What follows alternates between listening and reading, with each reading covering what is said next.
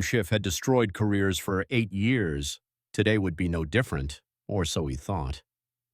Ms. Gabbard, your military deployments raise concerning questions about foreign influence. Tulsi sat motionless as Schiff launched his attack. Designer suit versus combat boots. Media circus versus single briefcase. Washington power versus authentic service. The contrast was immediate. Everyone saw it. What they didn't see was what was inside that briefcase. When Schiff finished his assault on her patriotism, Tulsi didn't defend herself. She counterattacked. Congressman, since you've raised questions about my loyalty to America. She opened her briefcase. Folders spilled out, declassified stamps on everyone. Perhaps we should examine who has actually been betraying this country. Schiff's confident smirk flickered. He'd expected political theater. What he got was a military operation, and he was the target. The Senate Armed Services Committee hearing room buzzed with anticipation. Schiff entered with his usual swagger. Expensive lawyers, media coordinators, damage control specialists flanking him like a political army. He'd orchestrated this routine oversight hearing to destroy Tulsi Gabbard once and for all. For 8 years, Schiff had been untouchable. Harvard Law, 20-plus years in Congress, media darling. He'd perfected political assassination, discredit, deflect, destroy. Today would be no different, or so he thought. Tulsi entered alone carrying a single black briefcase. No circus, no theater, just a soldier with evidence. The contrast was immediate establishment corruption versus authentic service. The committee chairman called the hearing to order. Schiff immediately seized control, launching his signature opening strike. Ms. Gabbard. Schiff began with practiced authority. Your military record raises concerning questions about potential foreign influence during your overseas deployments. Classic Schiff, disguised inquiry designed to plant doubt about Tulsi's loyalty. He was suggesting a decorated veteran had been compromised by foreign actors. Your voting record shows unusual alignment with Russian talking points on key issues. He continued, his intent crystal clear. This was his playbook question: patriotism suggests foreign compromise, let media run with the narrative.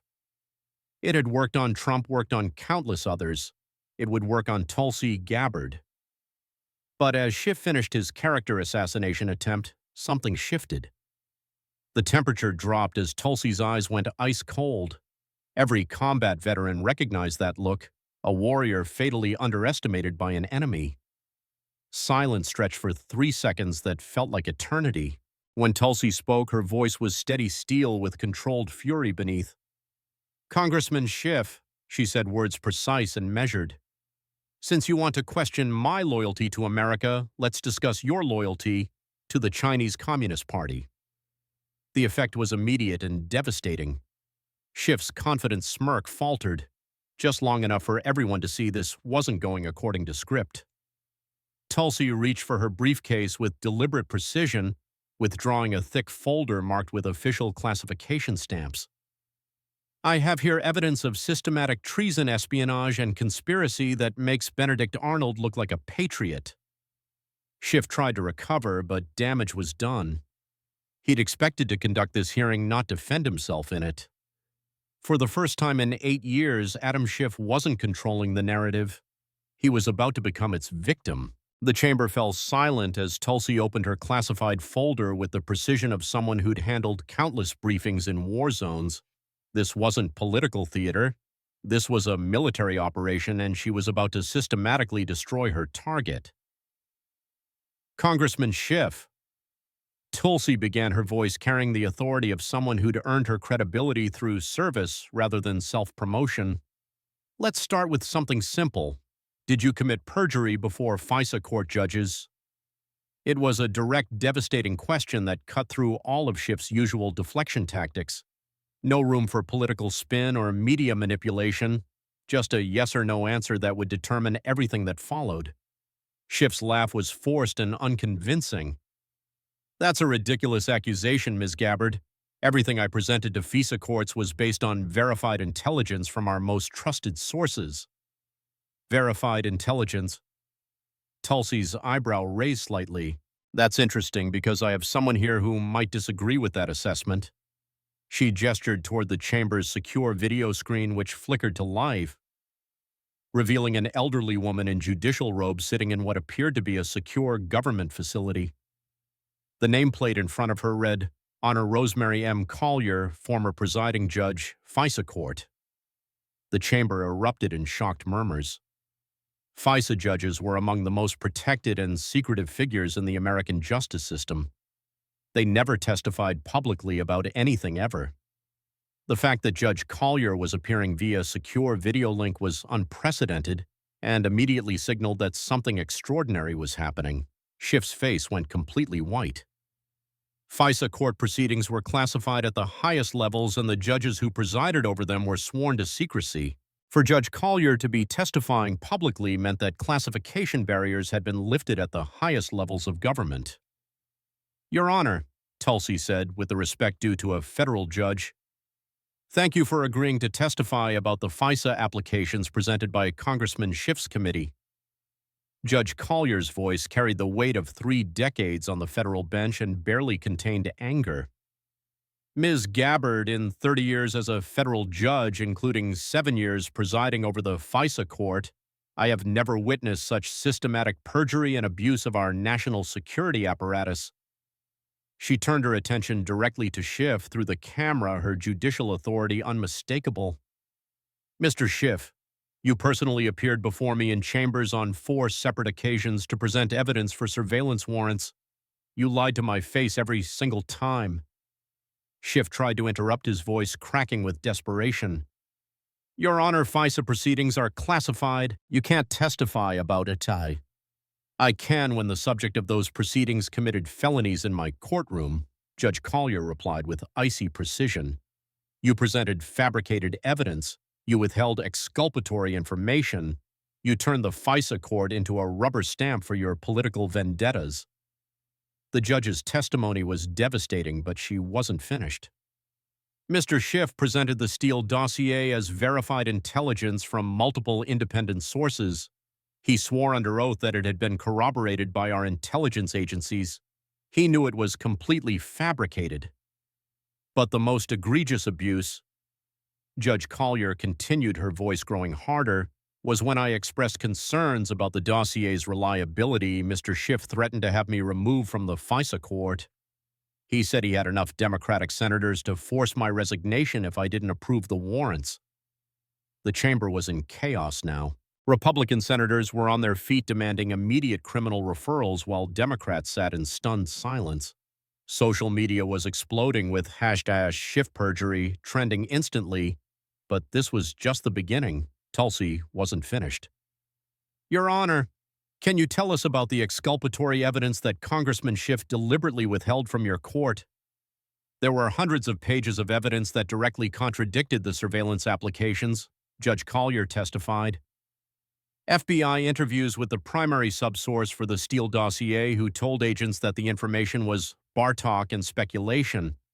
CIA assessments concluding that the dossier was likely Russian disinformation. NSA technical analysis proving that the alleged Trump-Russia communications were fabricated. Mr. Schiff had all of this evidence, the judge continued, and he deliberately concealed it from the FISA court to obtain surveillance warrants against American citizens. But Tulsi had more weapons in her arsenal. Judge Collier, we also have testimony from FBI personnel who were pressured by Congressman Schiff's office. Agent Sarah Chen, would you please step forward? A woman in her 40s with the composed bearing of a seasoned law enforcement professional approached the witness table. Agent Chen had the look of someone who'd spent 20 years in federal service and was now breaking protocol to speak truth to power. Agent Chen, Tulsi said gently, please tell the committee about your interactions with Congressman Schiff's office regarding FISA applications. Agent Chen's voice was steady but filled with suppressed emotion. I was the supervisory agent responsible for the investigative team supporting FISA applications related to the Russia investigation. Over a period of 18 months, I received dozens of calls from Congressman Schiff's office directing me to omit specific pieces of evidence from our reports. She produced a thick folder of internal FBI communications. These are emails and internal memos documenting pressure from congressional staff to focus on incriminating evidence and avoid confusing the narrative with contradictory information. Agent Chen's voice cracked slightly as she continued. When I refused to comply with these directives, I was threatened with transfer to a field office in Alaska and told that my security clearance would be reviewed for partisan bias. The evidence was overwhelming, but Tulsi saved the most devastating revelation for last. She produced a declassified CIA assessment dated January 15, 2017, just days before Trump's inauguration. This is a CIA intelligence assessment concluding that the Steele dossier was likely Russian disinformation designed to interfere in the 2016 election. Tulsi announced, displaying the document on the chamber's monitors. It was personally briefed to Congressman Schiff's committee on January 20, 2017. The timeline was damning. For the next 4 years, Schiff had publicly claimed to have evidence of Russian collusion while privately knowing that the core evidence was fabricated by Russian intelligence services. So let me get this straight, Congressman Schiff, Tulsi said, her voice rising with moral authority. You knew the dossier was Russian disinformation, you knew there was no evidence of Trump-Russia collusion, and you knew that American citizens were being illegally surveilled based on fabricated evidence, and you continued the charade for 4 years because it served your political purposes. Schiff was hyperventilating now, his hands visibly shaking as he tried to formulate a response. This is all taken out of context. The intelligence was evolving. We had to act on the information available. The information available, Tulsi replied coldly, included definitive proof that you were perpetrating a hoax on the American people. The only thing that evolved was your willingness to lie to protect your political interests. The first round was over and Schiff was already bleeding badly. His FISA credibility was destroyed, his committee's integrity was in ruins, and his personal reputation was crumbling in real time. Social media was on fire with clips of Judge Collier's testimony and Agent Chen's revelations, but this was just the warm-up. Tulsi reached for her second folder. This one marked election interference in bold red letters. Round one's done, Congressman, she said with the quiet confidence of a warrior who knew she held all the cards. But we're just getting started. The 15-minute recess felt like an eternity for Adam Schiff. He sat hunched in a side room, his expensive attorneys huddled around him like doctors around a terminal patient. The FISA revelations had shattered his carefully constructed narrative, but his legal team was frantically trying to develop damage control strategies. Congressman, his lead attorney whispered urgently, we need to consider invoking executive privilege claims. This is moving beyond oversight into criminal territory. Absolutely not, Schiff hissed, though his voice lacked its usual authority. That would be an admission of guilt. I can handle some military show-off with a folder of declassified documents. But deep down, Schiff knew something had fundamentally changed. The evidence Tulsi had presented wasn't just political ammunition, it was prosecutorial-quality documentation that suggested a level of preparation that went far beyond normal congressional oversight. When the hearing reconvened, Tulsi sat calmly at her table, a new folder placed prominently in front of her. This one was marked with Department of Justice seals and bore the ominous title, Election Interference Conspiracy. Congressman Schiff. Tulsi began, her voice carrying the measured tone of someone building a case brick by brick. Let's talk about the 2020 election. Specifically, let's discuss your role in suppressing information that might have changed the outcome. Schiff straightened in his chair, trying to project confidence he didn't feel. I'm proud of my role in protecting our democratic processes from foreign disinformation campaigns. Foreign disinformation.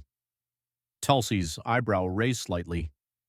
That's interesting because I have evidence here that suggests the real disinformation was coming from your office. She opened the folder with deliberate precision, withdrawing what appeared to be phone records and communication logs. Do you remember the letter signed by 51 former intelligence officials claiming that Hunter Biden's laptop had all the classic earmarks of a Russian information operation? Of course, Schiff replied, his confidence returning slightly. That letter represented the collective judgment of some of America's most experienced intelligence professionals. Collective judgment? Tulsi's smile was predatory. That's fascinating because I have phone records showing that you personally orchestrated that entire letter.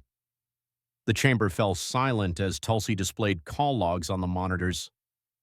August 15th, 2020, 3:47 p.m., 47-minute phone call between your personal cell phone and former CIA Director John Brennan.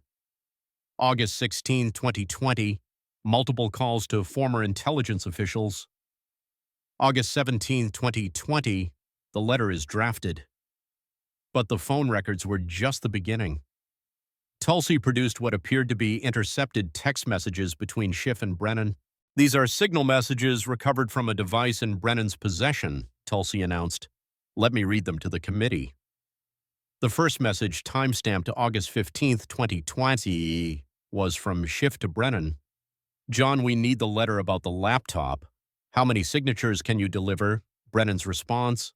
How many do you need to make it look credible? Schiff 50 should do it. Make sure they understand this is about stopping Trump, not about actual intelligence assessment. Brennan, consider it done. None of them need to actually examine the laptop, right? Schiff, God, no. Just need their names and signatures. I'll handle the media rollout. The exchange was devastating, but Tulsi wasn't finished. She produced audio recordings that made the text messages look like child's play. This is a recording of a conference call between Congressman Schiff and the former intelligence officials on August 17, 2020, Tulsi announced as she prepared to play the audio. Schiff's voice filled the chamber, clear and unmistakable. Gentlemen, I need you to understand what's at stake here. The New York Post is about to publish a story about Hunter Biden's laptop that could change the election. We need to kill this story before it gains traction. A voice identified as former CIA Director John Brennan responded, What do you need from us? Adam, I need a letter saying this has all the hallmarks of Russian disinformation. You don't need to examine the laptop, just your signatures and your credentials. Another voice later identified as former Director of National Intelligence James Clapper. Are we sure this is Russian disinformation? Schiff's laugh was cold and calculating. It doesn't matter if it's Russian disinformation. What matters is that people believe it's Russian disinformation until after the election. The recording continued with Schiff providing specific talking points and coordinating the media strategy for releasing the letter. The most damning moment came when one official asked about the potential consequences of suppressing legitimate information. Look, Schiff's recorded voice said, the American people are too stupid to understand nuance.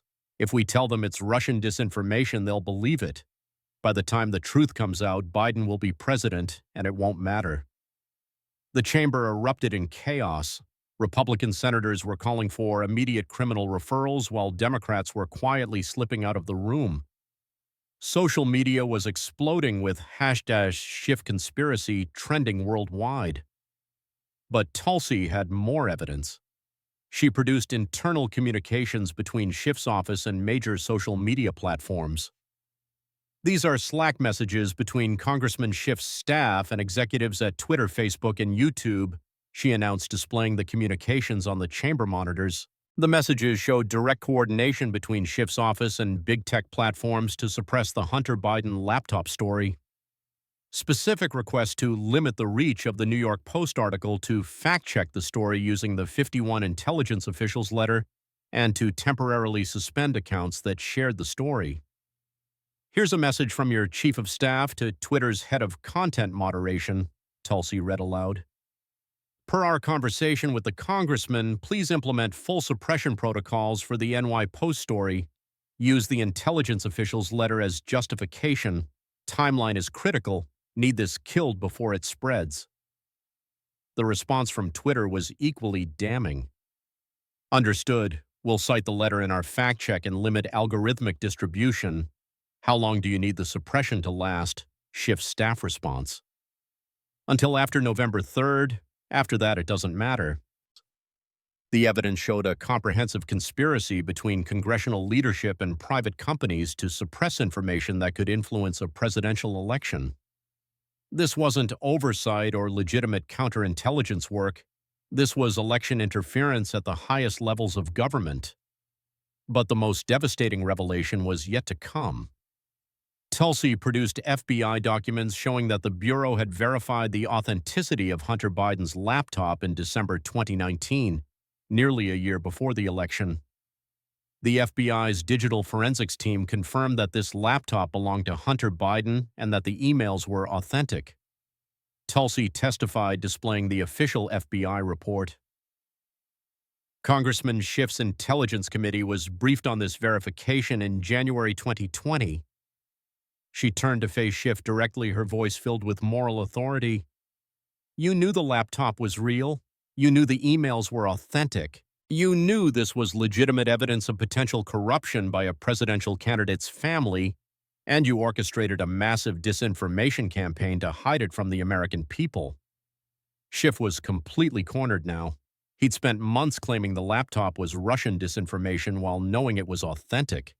He'd coordinated with former intelligence officials to lie to the American people. He'd worked with social media companies to suppress legitimate journalism. This isn't oversight, Congressman Schiff, Tulsi said, her voice rising with indignation. This is election interference. You used your position as Intelligence Committee chairman to manipulate an American presidential election. The implications were staggering. If the American people had known about the laptop's contents before the election, it could have changed the outcome. Polling data showed that knowledge of the laptop would have influenced enough voters to potentially swing key battleground states. Schiff tried one last desperate defense. I was protecting American democracy from foreign interference. You were the foreign interference, Tulsi shot back. You were working with former officials who had financial ties to foreign governments to suppress information that American voters deserved to know. Round 2 was over and Schiff's credibility was in ruins. He'd been exposed as the architect of a massive election interference conspiracy involving former intelligence officials, social media companies, and mainstream media outlets. But Tulsi was just getting warmed up. She reached for her third folder, this one marked Classified Intelligence Betrayal, with security warnings covering nearly every page. Now, Congressman, she said with the quiet intensity of someone preparing to deliver a knockout blow, let's talk about the American soldiers who died because of your leaks. The chamber's atmosphere had grown increasingly tense as the evidence mounted against Adam Schiff. What had begun as a routine oversight hearing had transformed into something approaching a war crimes tribunal. Tulsi reached for her third folder with the deliberate precision of someone who'd handled classified materials in combat zones where lives depended on operational security. Congressman Schiff, she began, her voice carrying the weight of someone who'd lost friends to enemy action. Let's discuss your committee's relationship with the media. Specifically, let's talk about classified information that somehow found its way into newspaper articles. Schiff tried to project confidence, but his earlier composure had been shattered by the FIAC and election interference revelations. All of my interactions with the media were within appropriate guidelines and focused on protecting American national security interests. Protecting American national security? Tulsi's voice carried a hint of incredulity. That's interesting because I have evidence here that suggests your committee was the primary source for virtually every major classified leak between 2017 and 2021. She opened the folder to reveal what appeared to be a comprehensive analysis of media reports, phone records, and intelligence assessments. This is a forensic analysis conducted by the NSA's Counterintelligence Division tracing classified leaks to their sources. The document was heavily redacted but clearly showed a pattern of information flowing from congressional sources to specific journalists at major news outlets. Tulsi displayed a timeline on the chamber monitors showing the correlation between classified briefings and subsequent media reports. December 15, 2016, your committee receives classified briefing on Russian cyber capabilities. December 16, 2016. Washington Post publishes detailed article on Russian cyber operations using information that could only have come from that briefing. The pattern continued across dozens of incidents. March 8, 2017, classified briefing on Middle East intelligence operations. March 9, 2017, CNN reports on specific operational details. May 12, 2017, briefing on counterterrorism activities. May 13, 2017, New York Times article compromising ongoing operations. But the timeline was just the beginning. Tulsi produced phone records showing direct communication between Schiff's office and journalists immediately following classified briefings. "These are call logs from your personal cell phone," she announced, displaying the records. They show patterns of communication with reporters from major news outlets within hours of receiving classified information. The evidence was damning, but it was about to get much worse. Tulsi gestured toward the chamber's secure video screen, which revealed a woman in her 50s with the bearing of a seasoned intelligence professional. "Ladies and gentlemen, I'd like you to meet Rebecca Martinez, a senior operations officer with the Central Intelligence Agency." The appearance of an active CIA officer at a public hearing was extraordinary. Agency personnel almost never testified publicly about operational matters, and their willingness to break cover suggested that what they had to say was of critical importance. "Officer Martinez," Tulsi said respectfully, "thank you for your courage in coming forward. Please tell the committee about the consequences of the intelligence leaks we've been discussing." Martinez's voice was steady but filled with barely controlled emotion. "Over the past 5 years, our agency has lost more foreign intelligence assets than in any comparable period since the Cold War. These assets, people who risked their lives to provide intelligence to the United States, were captured, tortured, and executed by foreign governments." She paused, gathering herself before continuing. "In every case, their exposure can be traced to classified information that appeared in American media reports, information that revealed operational details, asset locations, and intelligence methods." The human cost was staggering, but Martinez wasn't finished. "I'm here today because I can no longer remain silent about the systematic compromise of American intelligence operations through congressional leaks." Tulsi leaned forward. "Officer Martinez, can you provide specific examples of operations that were compromised?" "Operation Nightingale, a network of assets providing intelligence on Iranian nuclear activities, compromised in March 2018 after details appeared in a Washington Post article. 7 assets executed." "Operation Sandstorm intelligence collection on ISIS leadership in Syria, blown in June 2019 after a CNN report revealed operational parameters, 12 assets captured and killed." "Operation Crosswind penetration of Russian intelligence services, destroyed in September 2020 after a New York Times article exposed the operation's scope. Our primary asset was found dead in a Moscow apartment." Each revelation was more devastating than the last, but the most personal testimony was yet to come. Martinez's voice cracked as she continued. "But the operation that affected me most personally was Goldfinch, our network in Afghanistan providing intelligence on Taliban leadership and operational plans." She displayed photos of Afghan nationals who had worked with American forces. "These were brave men and women who risked everything to help American soldiers. They provided critical intelligence that saved countless American lives." Martinez's composure finally broke. In August 2021, just weeks before the withdrawal details of this network appeared in multiple media reports, the Taliban used this information to systematically hunt down and execute our assets and their families. Tulsi's own military experience made this testimony particularly devastating. She'd worked with Afghan interpreters and intelligence assets during her deployments, building relationships with people who trusted America to protect them.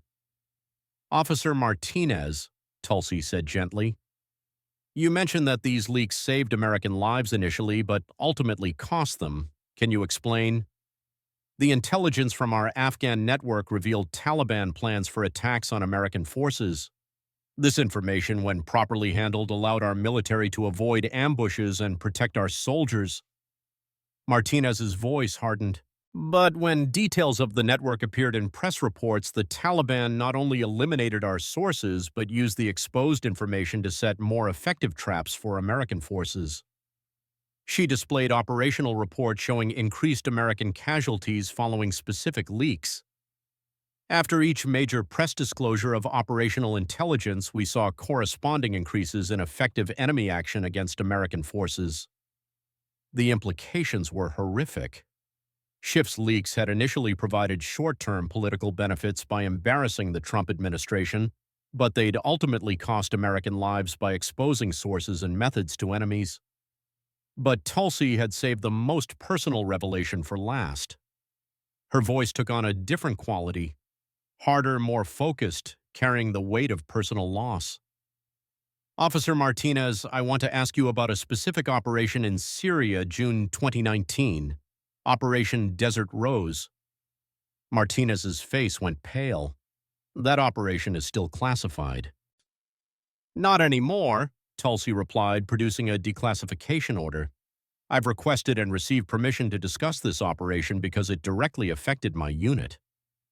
The chamber fell silent as Tulsi's personal connection to the intelligence leaks became clear. This wasn't just about abstract policy failures. This was about soldiers she'd served with. Operation Desert Rose was a joint special forces mission to capture high-value ISIS targets in eastern Syria. Tulsi explained, her voice steady despite the obvious emotional weight. I was the military liaison coordinating intelligence support for this operation.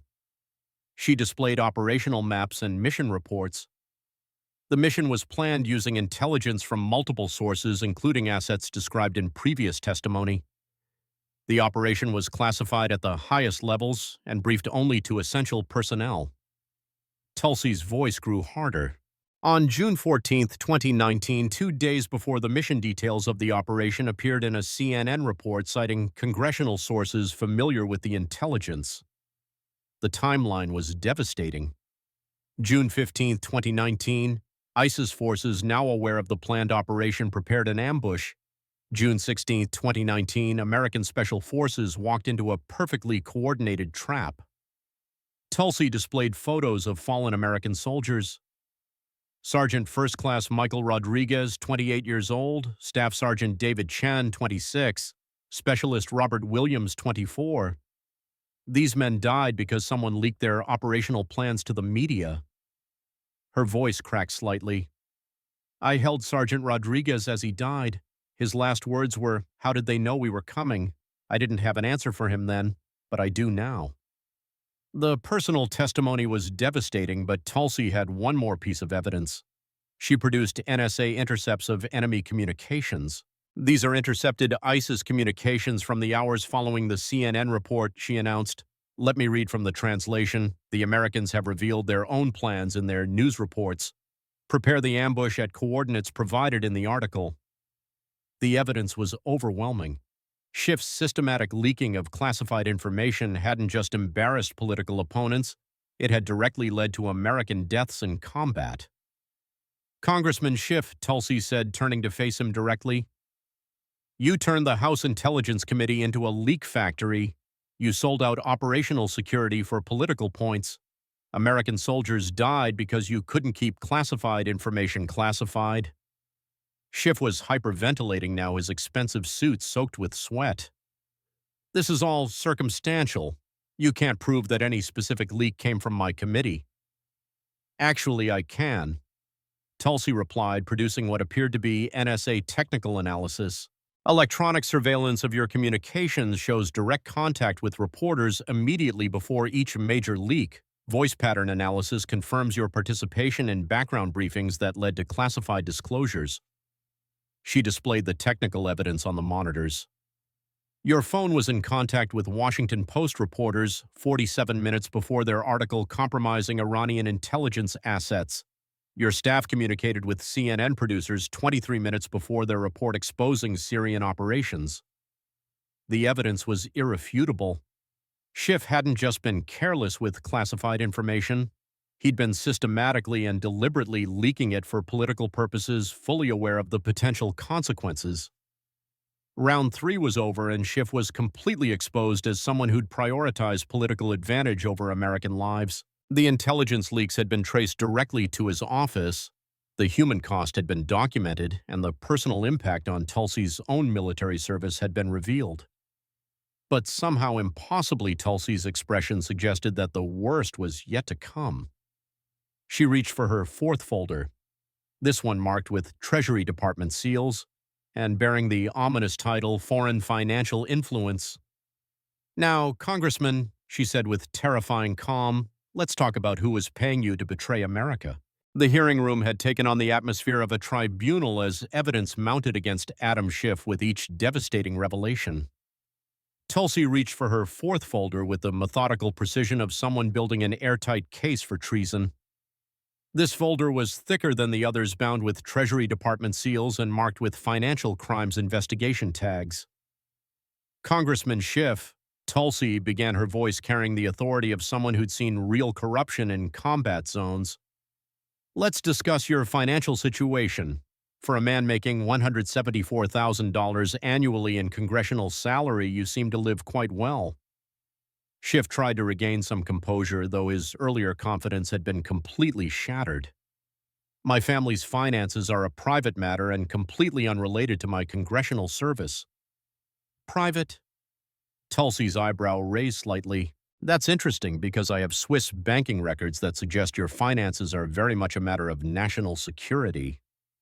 She opened the folder to reveal what appeared to be comprehensive financial forensics analysis conducted by Treasury Department investigators.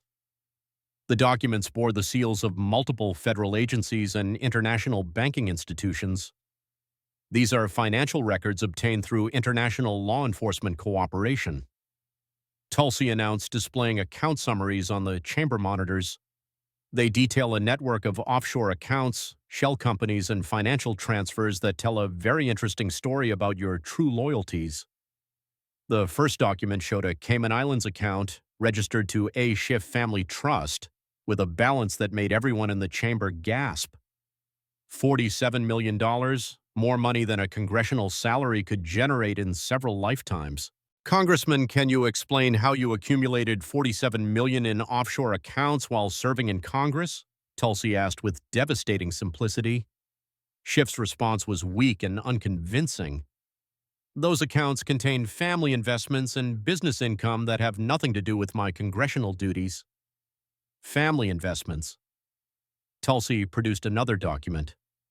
"That's fascinating because the deposits into these accounts correlate exactly with your receipt of classified intelligence briefings."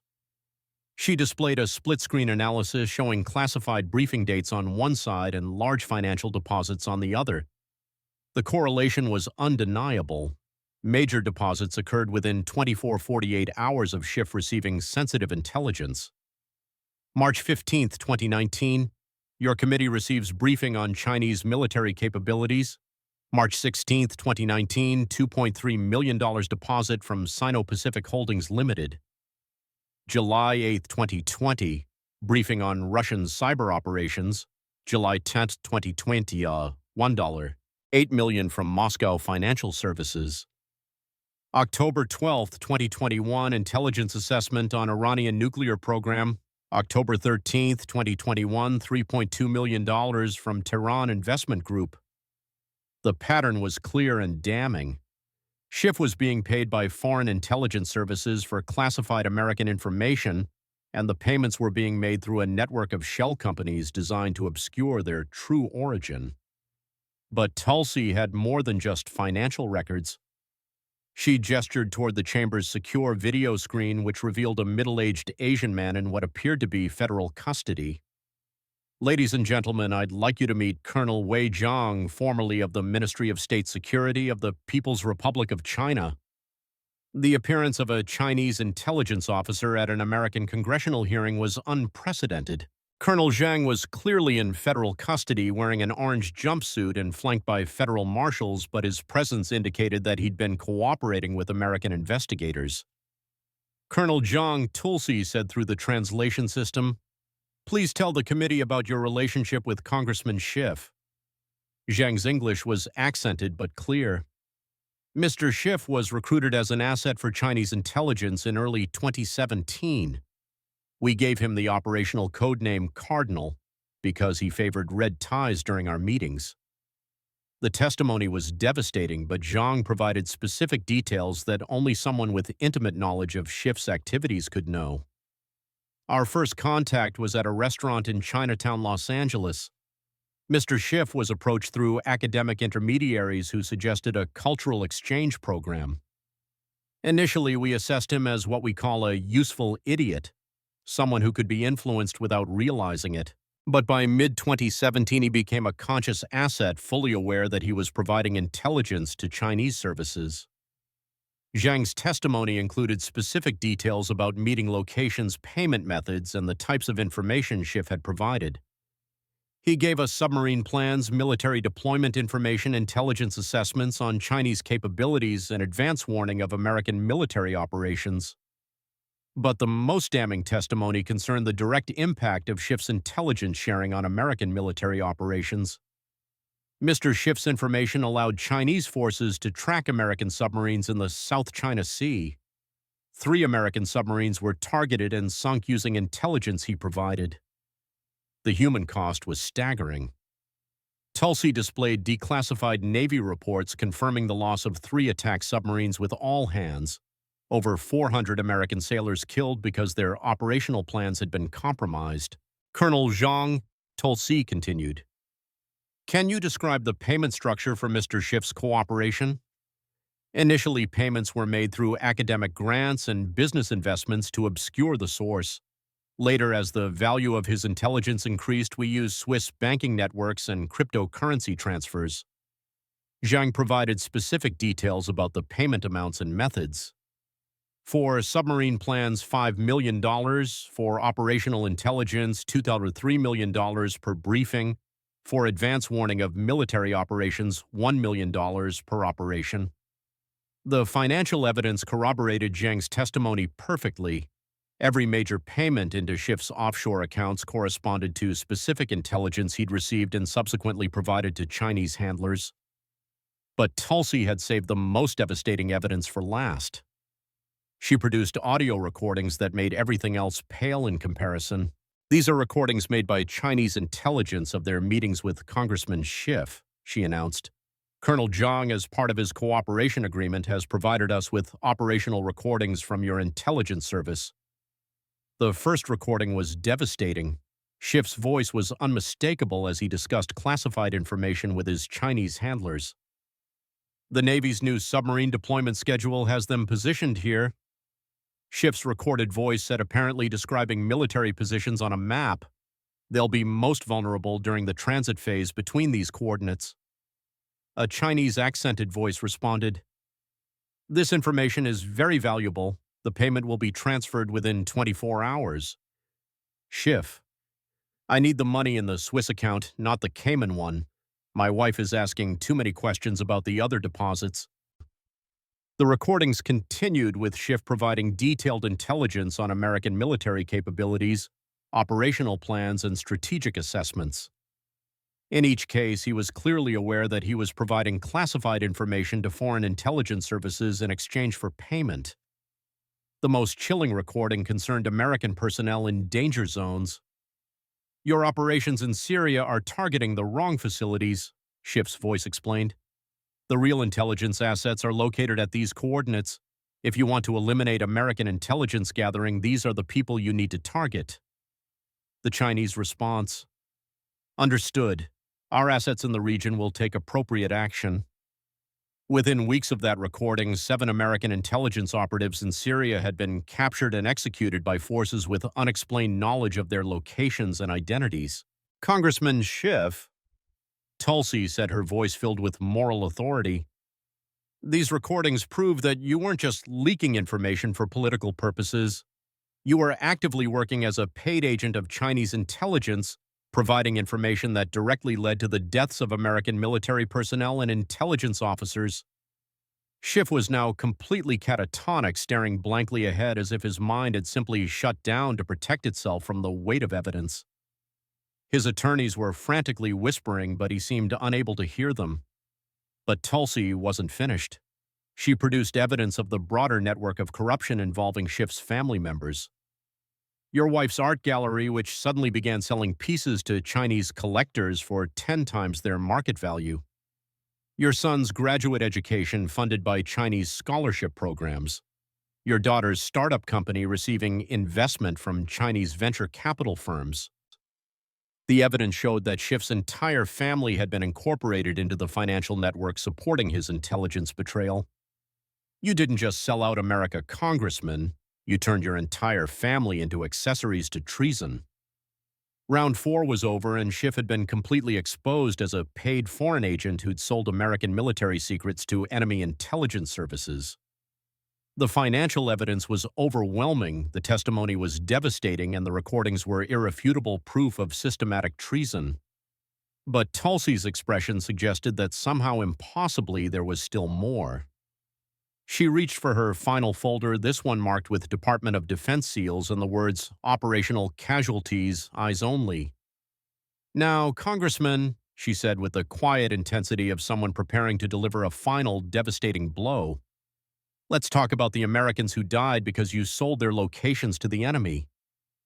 The worst was yet to come. The chamber had fallen into a hushed, almost reverent silence as the full scope of Adam Schiff's betrayal became clear. What had begun as a political hearing had transformed into something approaching a war crimes tribunal with evidence of systematic treason mounting with each revelation. Tulsi reached for her final folder with the solemnity of someone who'd personally carried fallen comrades off battlefields. This folder was different from the others, thicker marked with Department of Defense seals and bearing the ominous classification, Operational Casualties, Eyes Only. The weight of what it contained seemed to fill the entire chamber with a sense of impending judgment. "Congressman Schiff," Tulsi began, her voice carrying the authority of someone who'd served in the very operations they were about to discuss. "Let's talk about Afghanistan. Specifically, let's discuss the intelligence you provided to foreign handlers about American military operations in that theater." Schiff remained largely catatonic, his mind apparently broken by the previous revelations. His attorneys had given up trying to coach him and were now focused entirely on damage control for what appeared to be inevitable criminal proceedings. "In August 2021, Tulsi continued opening the folder with reverent precision. "American forces conducted the largest evacuation operation since Vietnam. What the American people didn't know was that you had advance intelligence about Taliban operational plans that could have saved lives." She displayed classified intelligence assessments on the chamber monitors, each one bearing Schiff's committee's receipt stamps. July 15, 2021, intelligence assessment warning of coordinated Taliban offensive time to American withdrawal. July 20, 2021. Specific intelligence on Taliban plans to target Kabul airport evacuation operations. The documents were damning, but the timeline that followed was devastating. July 22, 2021. Your committee receives detailed briefing on Taliban suicide bombing plans targeting evacuation routes. July 23, 2021, $4.2 million payment to your Swiss account from Islamic Revolutionary Development Fund, a known Taliban financing operation. Tulsi's voice grew harder as she continued. "You had specific intelligence about the suicide bombing that killed 13 American service members at Abbey Gate. You could have prevented those deaths, but instead you took money to keep that intelligence secret." She displayed photos of the fallen service members, young faces frozen forever in their official military portraits. Staff Sergeant Ryan Naus, 23 years old, Hospital Corpsman Maxton Soviak, 22, Marine Lance Corporal Jared Schmitz, 20. 13 Gold Star families lost their children because you prioritized Taliban money over American lives. But the Afghanistan betrayal went deeper than just the evacuation. Tulsi produced evidence of systematic intelligence sharing that had compromised American operations throughout the final years of the war. These are transcripts of intercepted communications between you and Taliban intelligence operatives, she announced, displaying translated documents. You provided real-time intelligence on American patrol routes, forward operating base locations, and special operations targeting information.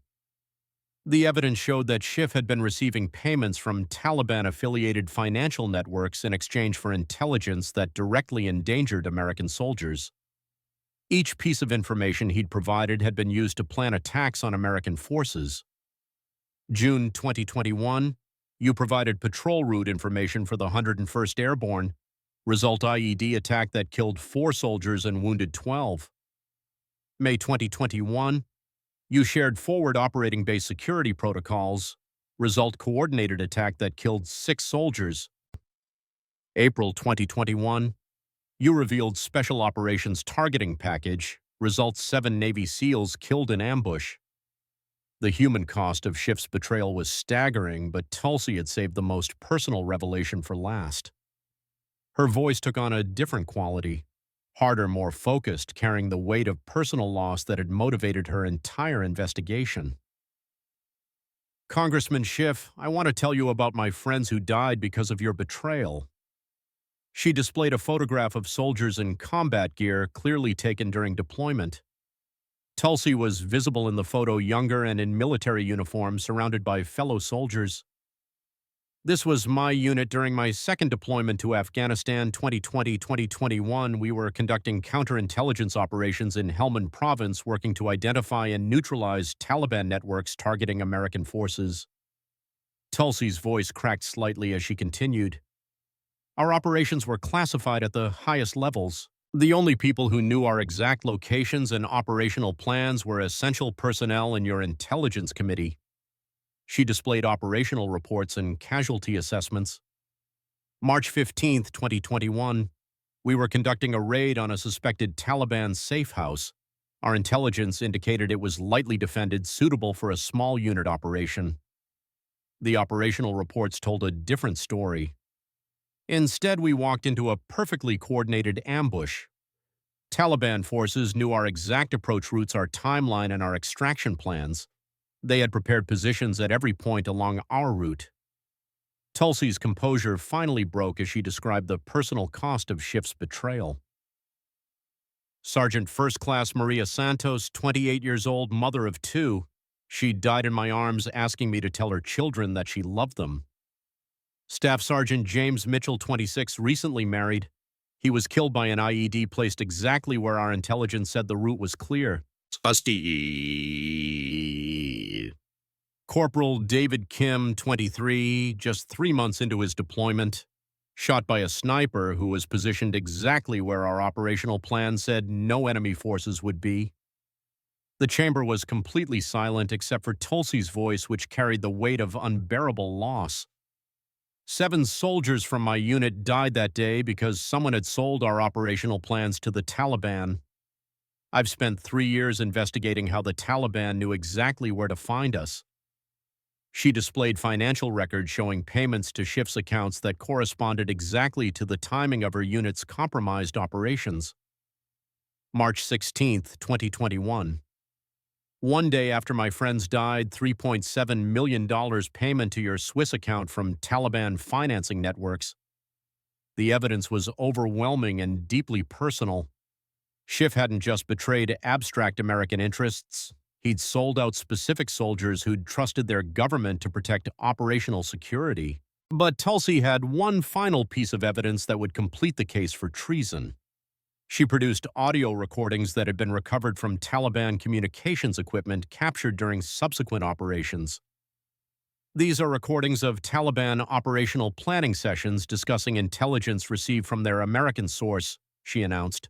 The voice providing information has been analyzed and confirmed to be yours, Congressman Schiff. The recording was chilling. Schiff's voice, speaking in broken Arabic learned during congressional visits to the Middle East, was clearly audible, providing detailed information about American military operations. The American unit will approach from the north at 0300 hours, Schiff's recorded voice explained. They expect light resistance. Position your forces at these coordinates for maximum effect. A Taliban commander's voice responded. This information has proven very accurate. The payment will be transferred as agreed. Schiff. I need the money moved quickly. Congressional oversight is increasing and I may need to suspend operations temporarily. Taliban commander. Understood. Your service to the Islamic Emirate will be remembered. The recording was the final nail in Schiff's coffin. He wasn't just leaking information or taking foreign money. He was actively coordinating with enemy forces to kill American soldiers. Congressman Schiff, Tulsi said, standing to deliver her final statement with the authority of someone who'd served honorably while he'd committed treason. You didn't just abuse your position for political gain. You didn't just take foreign money for personal enrichment. You actively collaborated with enemy forces to kill American soldiers. Her voice rose with a moral authority that filled the chamber. You sold out every oath you ever took. You betrayed every principle this country stands for. You got my friends killed for money. The evidence was complete and overwhelming. Schiff had systematically betrayed American military operations to multiple foreign intelligence services, resulting in the deaths of hundreds of American soldiers and intelligence officers. He'd been paid millions of dollars for information that had directly endangered American lives. At that moment, federal marshals entered the chamber carrying official arrest warrants. The timing wasn't coincidental.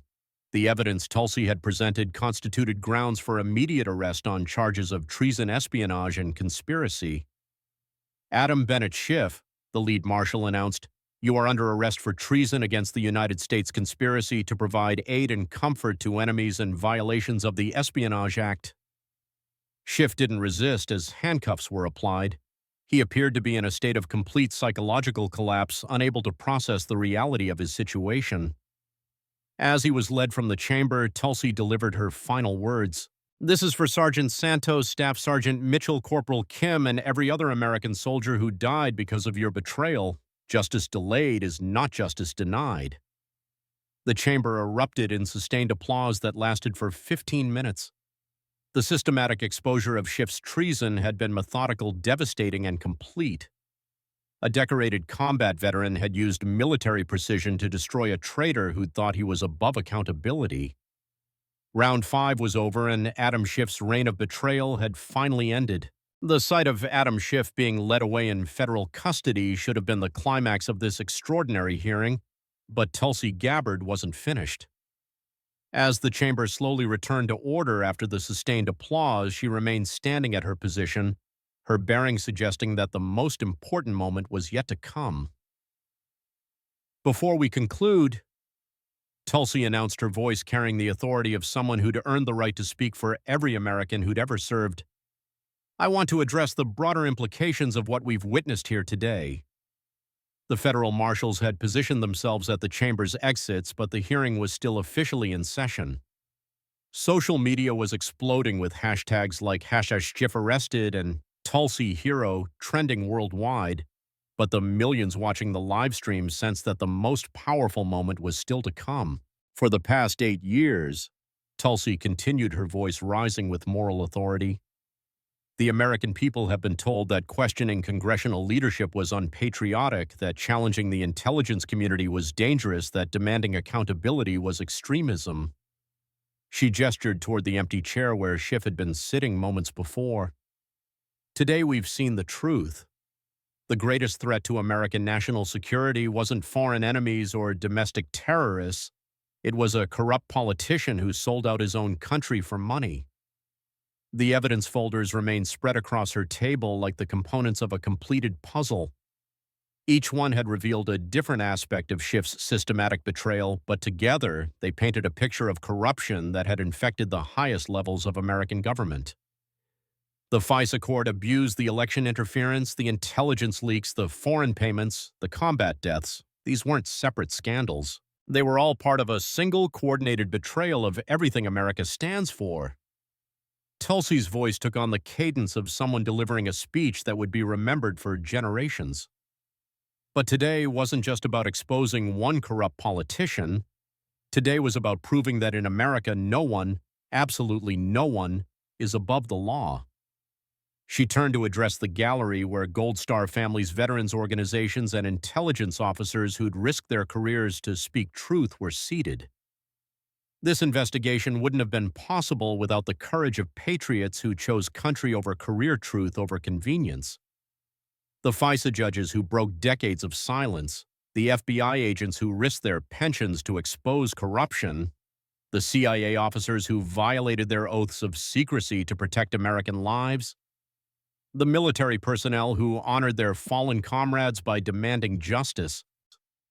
The chamber had taken on the atmosphere of a memorial service as Tulsi spoke about the human cost of Schiff's betrayal. But most importantly, this was for the Americans who died because classified information was treated like political currency. She displayed one final image, a composite photograph showing all the American soldiers, intelligence officers, and foreign assets who'd been killed as a result of Schiff's intelligence sharing. Hundreds of faces representing hundreds of families destroyed by one man's greed. Sergeant Santos, who died in my arms, asking me to tell her children she loved them. The CIA assets executed in foreign prisons. The Navy sailors lost when Chinese submarines sank their boats using stolen American technology. The Special Forces operators killed in ambushes planned with leaked intelligence. Her voice cracked with emotion. These people didn't die for democracy or freedom or any noble cause. They died because Adam Schiff valued Chinese money more than American lives. The silence in the chamber was profound and reverent. Even the media representatives had stopped their frantic typing to listen to words that carried the weight of ultimate moral authority. Today we've proven that military precision beats political theater, that authentic service trumps manufactured credibility. That truth, no matter how long it takes to emerge, always defeats lies. Tulsi's closing statement built to a crescendo that captured the fundamental meaning of what had just occurred. For 8 years, Adam Schiff terrorized American politics with investigations, accusations, and character assassinations. He weaponized the intelligence community against his political enemies while protecting the real enemies of America. But he made one fatal mistake. He attacked a combat veteran who'd actually sworn the same oath he'd taken, and who'd kept that oath even when it meant risking her life. The standing ovation began slowly but built to a thunderous crescendo that lasted nearly 20 minutes. Republicans, Democrats, gallery observers, and even some media representatives were on their feet applauding not just Tulsi's performance, but the restoration of accountability to American government. When the applause finally subsided, Tulsi delivered her final words with the quiet intensity of someone who'd accomplished a mission of historic importance. The investigation is complete. The evidence has been presented. Justice has been served. The American people now know the truth about the man who claimed to be protecting democracy while systematically destroying it. She gathered her evidence folders with the same precision she displayed throughout the hearing. To every current and former service member watching this, your sacrifice meant something. To every Gold Star family, your loved ones didn't die in vain. To every American who still believes this country is worth defending today, proved you were right. As Tulsi prepared to leave the chamber, one final moment crystallized the historic nature of what had just occurred. A group of uniformed military personnel in the gallery stood at attention and saluted. Not the political figure who'd just destroyed a corrupt politician, but the soldier who'd honored her oath and delivered justice for fallen comrades. The hearing was officially adjourned, but its impact was just beginning. Within hours, Tulsi Hero had become the most used hashtag in social media history. The video of Schiff's systematic destruction was being shared at a rate that overwhelmed social media platforms. International media was calling it the most consequential political event since Watergate. But for Tulsi Gabbard, the real measure of success wasn't political fame or media attention. It was the knowledge that she'd kept faith with every American who'd ever served, and that she'd delivered justice for friends who couldn't speak for themselves. The warrior had completed her mission, truth had defeated lies, justice had been served. And America had been reminded that when authentic heroes face corrupt politicians, there's never really any doubt about who will prevail. The immediate aftermath of Adam Schiff's arrest and the systematic exposure of his treason created a political earthquake that fundamentally altered American politics. Within minutes of the hearing's conclusion, the footage had become the most viewed political content in Internet history, with platforms struggling to handle the unprecedented traffic.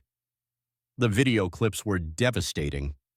Schiff's complete psychological collapse as evidence mounted, Judge Collier's unprecedented testimony about FISA court abuse, CIA officer Martinez's emotional revelation about dead assets, Colonel Zhang's matter-of-fact description of recruiting Schiff as a Chinese agent, And most powerfully, Tulsi's personal testimony about soldiers from her unit who died because of Schiff's betrayal.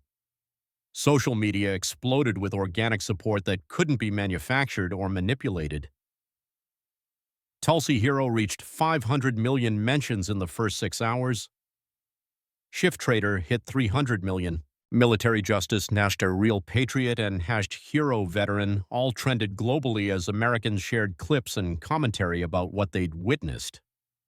The international reaction was equally profound. Foreign media, which had spent years portraying American politics as irredeemably corrupt, was forced to acknowledge that the system had produced accountability at the highest levels. "American democracy redeems itself" was the headline in London's Financial Times. "Warrior politician restores honor to Washington," led Germany's Der Spiegel. But the most significant immediate impact was on American confidence in their institutions. For years, polling had shown declining trust in government media and political leadership. The Schiff hearing represented something Americans hadn't seen in decades: authentic accountability delivered by someone with unquestionable credibility. The Democratic Party was in complete panic mode. Emergency leadership meetings were called as party officials realized that Schiff's systematic corruption implicated dozens of other politicians who'd participated in or covered up his activities. Nancy Pelosi, who'd protected and promoted Schiff throughout his career, announced her immediate resignation from Congress within hours of his arrest. "I can no longer serve in an institution where I failed to detect such systematic betrayal of American values," she said in a brief, devastating statement that effectively ended her political career.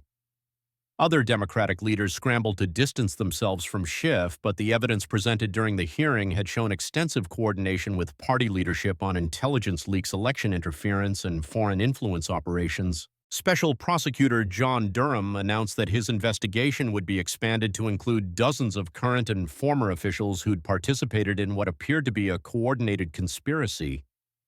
The intelligence community underwent its most comprehensive reform since its creation.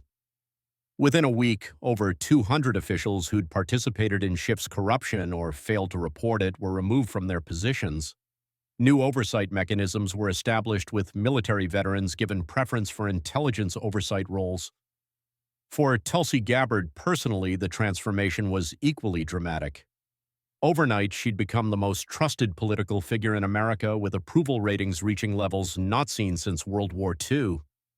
Tulsi for President movements spontaneously erupted across the country, with rally organizers reporting venues selling out within minutes of announcing her appearances. Publishers engaged in a bidding war for Tulsi's account of the investigation, with the winning bid of $50 million immediately donated to a foundation supporting families of service members killed due to intelligence failures. The gesture reinforced her authentic commitment to service over personal enrichment. Conservative media hailed her as the person who'd saved American democracy. "Tulsi Gabbard has done what we thought was impossible," declared Tucker Carlson. "She's proven that authentic heroes still exist in American politics." But perhaps more significantly, mainstream media was forced to acknowledge her credibility and the devastating nature of her evidence. CNN, which had been Schiff's most reliable ally, was compelled to cover his arrest and the evidence against him. "The documentation appears irrefutable," admitted Anderson Cooper in a special broadcast that marked a fundamental shift in media coverage. The legal proceedings against Schiff moved with unprecedented speed. Federal prosecutors, armed with the evidence Tulsi had presented, filed charges including treason, espionage, conspiracy to provide aid and comfort to enemies, and accessory to murder. The financial evidence was so comprehensive that asset forfeiture proceedings began, immediately freezing the $47 million in offshore accounts and seizing properties purchased with foreign intelligence money. Military families who'd lost loved ones due to Schiff's intelligence betrayals began organizing for the largest class action lawsuit in American history. The legal precedent was clear: government officials who betrayed operational security and caused combat deaths could be held personally liable for the consequences. But the most profound impact was on American political culture itself. For the first time in decades, Americans had witnessed authentic accountability delivered by someone with unquestionable moral authority. The contrast between Tulsi's military bearing and Schiff's political theater had been stark and decisive. Veterans organizations across the country endorsed Tulsi for higher office, recognizing that her investigation had restored honor to civilian oversight of military affairs. She kept faith with every American who ever served, declared the Veterans of Foreign Wars national commander. This is what leadership looks like.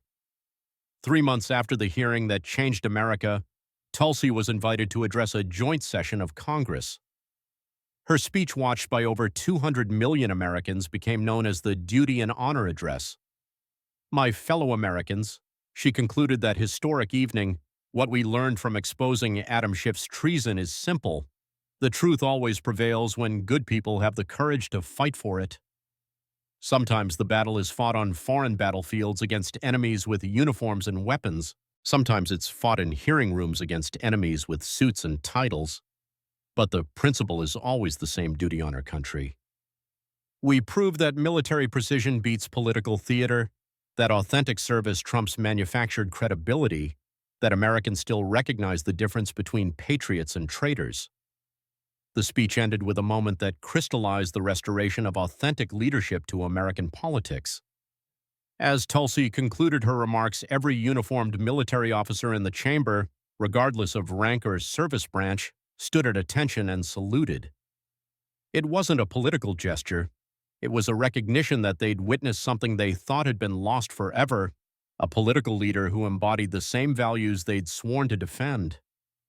As for Adam Schiff, he was convicted on all charges and sentenced to life in federal prison without the possibility of parole.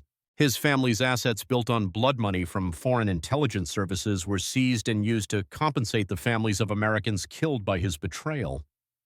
The man who'd terrorized American politics for 8 years spent his remaining days in solitary confinement, a forgotten traitor whose name became synonymous with the ultimate betrayal of American values. But Tulsi Gabbard's legacy lived on. The military veteran who'd spoken truth to power became a symbol of what American leadership could be when honor trumped ambition, when service superseded self-interest, and when authentic heroes faced corrupt politicians. The warrior had not only completed her mission, she'd restored America's faith in the possibility that justice, truth, and honor could still prevail in American politics. If you made it this far, you've witnessed something extraordinary. Smash that like button. If justice was served, subscribe for more content exposing corruption at the highest levels. Share this everywhere before they try to memory hole the truth. Comment below. Should Tulsi Gabbard run for president? Let us know what you think. Turn on notifications, because when real patriots stand up to corruption, freedom wins. This is what happens when warriors face cowards. This is what happens when truth confronts lies. This is what happens when America remembers what real leadership looks like. God bless our veterans. God bless America. And God bless everyone who still believes this country is worth fighting for.